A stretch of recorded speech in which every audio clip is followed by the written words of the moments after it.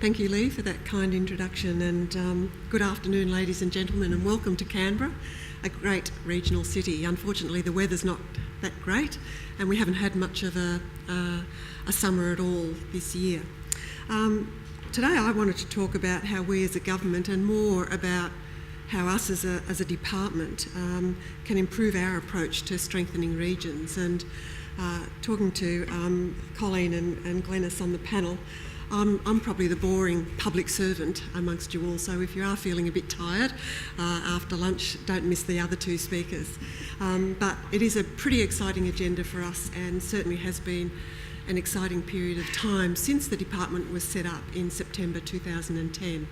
And as everybody knows around here, we have a very passionate Minister and Minister Crean in terms of responsibility for regions, and we've been very busy, I guess, over the last 12 months trying to keep up with him, because he certainly does get out there quite a bit.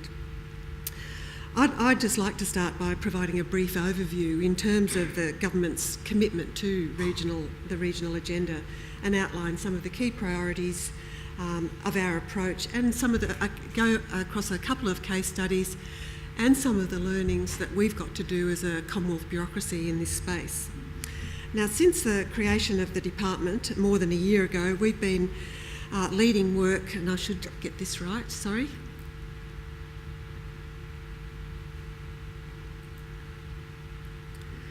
We've been leading work to implement the government's strong commitment to regional Australia, and in that context, we're working with a stronger governance framework. Now, that may not mean much to many of you, but within the Commonwealth, in terms of a brand new way of working, we've got a very senior minister responsible for regional development activities across Australia. Our minister is also supported by 8 parliamentary secretaries and minister in each of the states and territories. There is a House of Representatives Standing Committee on Regional Australia, which has been established to allow members to inquire into regional issues. And of course, the setup of us as a department, with the addition of sports and arts from last December, has created I guess a capacity for us to achieve real outcomes on the ground, and real ways of strengthening regions. And what brings regions and communities together is basically what we've got in the portfolio, and arts and sport, as people know in this hall, is a key part of that. The government's also invested significantly in a number of new initiatives, many of which were identified in last year's budget. And Minister Crean did put out a ministerial statement on the regional budget, and it identified about $4.3 billion worth of funding, ranging from health and skills and infrastructure, and certainly the announcement of our Regional Development Australia Fund, the Regional Infrastructure Fund that Minister Albanese's got responsibility for, and a range of other key initiatives.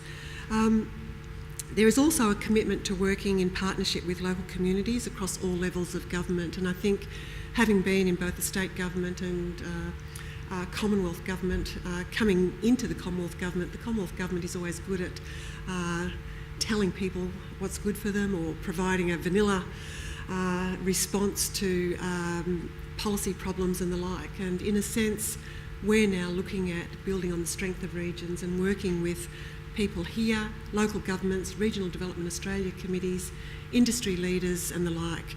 And you'll hear a lot about our minister talking about we're there to facilitate. And the government has also invested in a number of new initiatives, as I said, and our department has got key responsibility for some of those, and I'll go through those in a moment.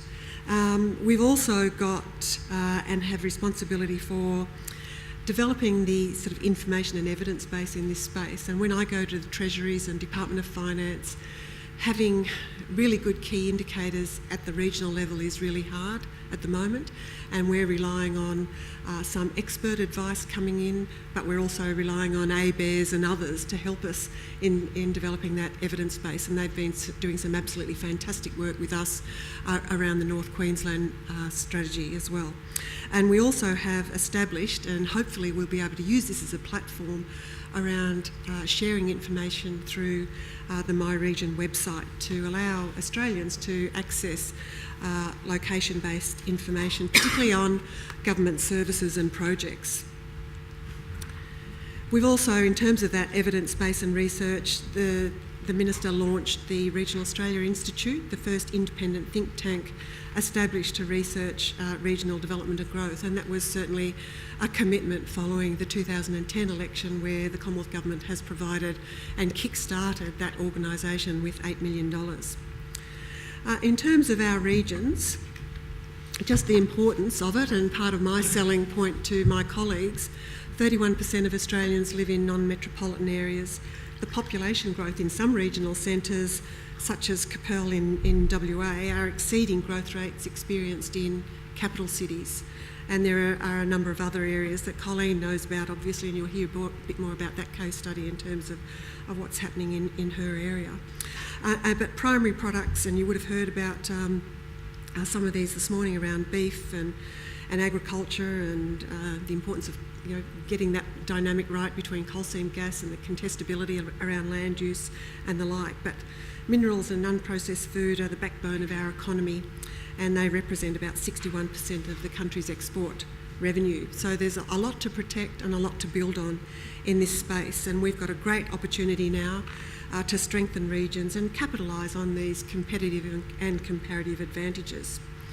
And particularly at the Commonwealth level, setting us up for a really good response to the white paper on the Asian century that Ken Henry is leading.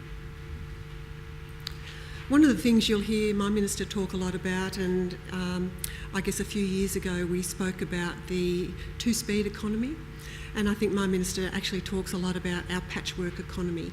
And there are very differential impacts in terms of what's happening right across the region. Some are experiencing very high growth scenarios, particularly those areas associated with mining. Others are facing really stiff global competition with the strong dollar, particularly in manufacturing areas. Some regions are also facing significant transition in terms of environmental adaptation. When you look at water-constrained environments, particularly in the Murray-Darling Basin, and when you look at the Murray-Darling Basin covering 4 states, it's a huge area. And there's also opportunities and challenges in broader policies that both Commonwealth and state governments are pursuing, whether they be the Clean Energy Future package, NBN, health and education reforms, just to name a few. But one thing that is very clear and that I keep presenting to my colleagues is that a one-size-fits-all approach will not maximise the potential of regions, nor the benefits that flow to the communities that live in them. So we do have to come up with tailored policy solutions. In that context, our priorities and approach, we have a tagline that's been agreed within government that we're here to help each region to be its best. And in doing that, some of the key aspects that we're focusing on is supporting communities through change. And having worked at the Industry Commission for some years, we've had both at Commonwealth and state levels has been good around providing structural adjustment to particular industries and sectors of the economy. I think there's now a recognition that that structural adjustment needs to be applied more broadly to regions going through transitions and not just through industry. So that's what we bring as a portfolio to changes that are happening across the economy. Engaging with local leaders and communities, and we do this particularly through our 55 Regional Development Australia committees, our 565 local governments, local industry leaders, peak organisations and the like. Building the evidence base, which I can't underestimate how important that is. The partnering across governments to maximise outcomes, and we hear a lot, and I hear a lot of feedback. There's so many Commonwealth state programs going into particular regions. It's not well coordinated, it's not integrated, and only just this morning I met with the Secretaries Group across the Commonwealth to look at how we might better coordinate and integrate certainly our programs in regions across Australia, and just trialling some new models of delivery in that space. So I'll be seeking assistance from many people in this room in delivering on that. We're also facilitating avenues for regional discussions and promoting communities of interest, and I have a deputy in the department who's come from a state government, and he even finds it difficult to understand who the decision makers are in Canberra, in the Commonwealth, and hopefully our organisation provides an avenue to influence other agencies, but also we then provide an avenue for information out from the Commonwealth. And one of the things that we're working in partnership with RDAs and local government is building a skilled workforce and the local leadership within regions, to help adapt them to change.